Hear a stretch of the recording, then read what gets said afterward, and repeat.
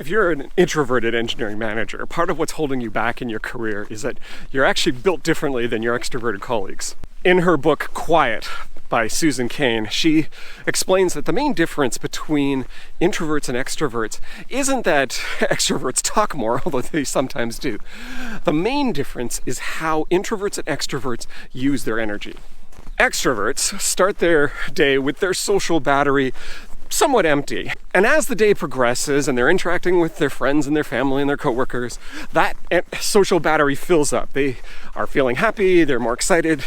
Is it any wonder that social events are held after work? It's because extroverts are at their peak energy at that point.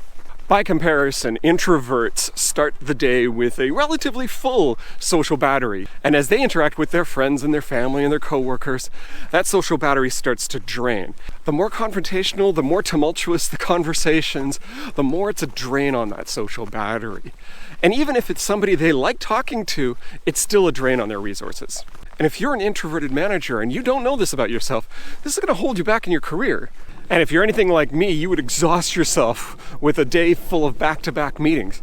And maybe you just stop participating or just get cranky. And this is the exact opposite to what happens with your extroverted colleagues who are simply energized by exactly the same things. So if you're an introverted manager, what can you do? 1.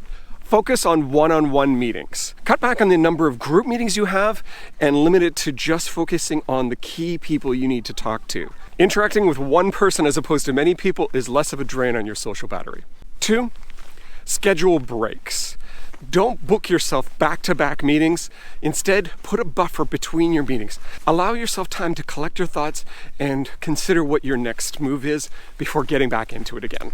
3, step away.